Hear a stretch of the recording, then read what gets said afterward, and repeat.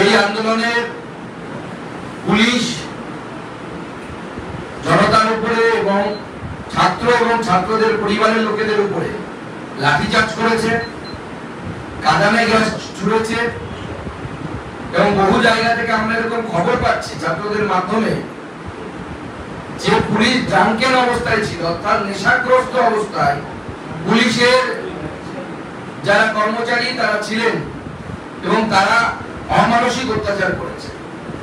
তাই আজকে আমি কোনো জবাব দিতে আসিনি, কয়েকটা প্রশ্ন করতে এসেছি মাননীয় মুখ্যমন্ত্রীকে এবং তার প্রশাসনকে, যে এই যে কোনো একজন দিদির ধর্ষণের বিচার চেয়ে কোনো ভাই যদি রাস্তায় নামে, সেটা কি কোনো অন্যায় কাজ করেছে? তারা কোন বোনের উপরে অত্যাচার হয়েছে, তার অত্যাচারীর শাস্তির দাবিতে যদি কোনো দাদা রাস্তায় নামে বা নবান্নতে গিয়ে মুখ্যমন্ত্রীকে বলে, প্রশ্ন করে আগুন তোলে, মাননীয় মুখ্যমন্ত্রী আপনি ভুল করেছেন, আপনি আপনার পদ থেকে সরে যান, সেটা কি কোনো অন্যায় কাজ করেছে তারা?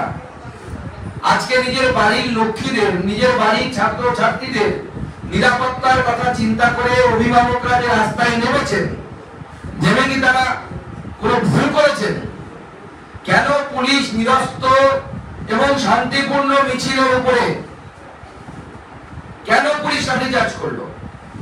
কেন কাঁদানে গ্যাস ছুড়লো? এমনকি বয়স্ক মানুষ, মহিলারা পর্যন্ত ছাড় পায়নি।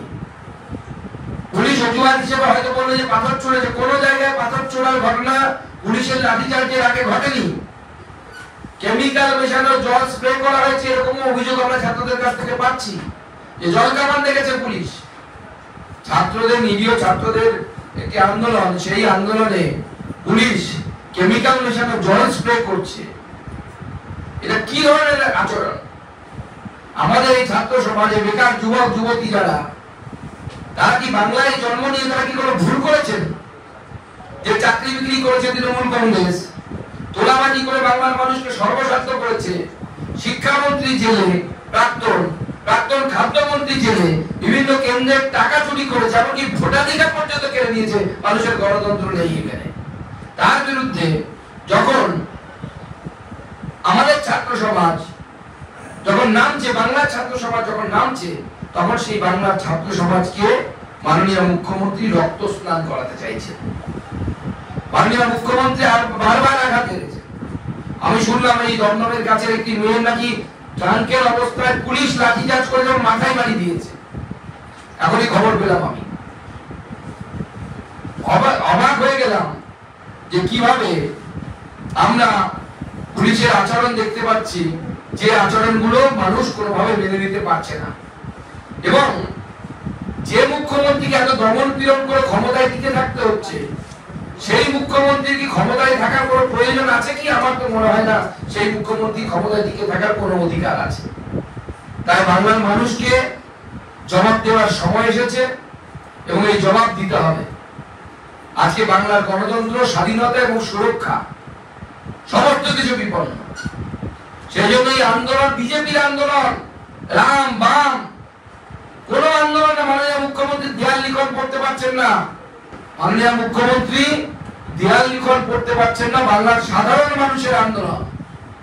যে বাবাটি মনে করছে যে আমার বাড়ির মেয়েটি সুরক্ষিত নয়, সেই বাবার আন্দোলন।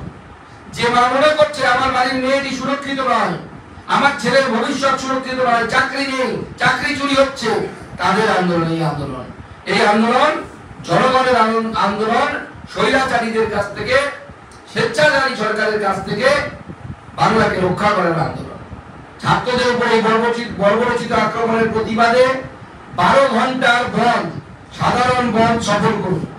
আগামীকাল বিজেপির ডাকে 12 ঘন্টার সাধারণ বন্ধ, সেই আহ্বান দিচ্ছি।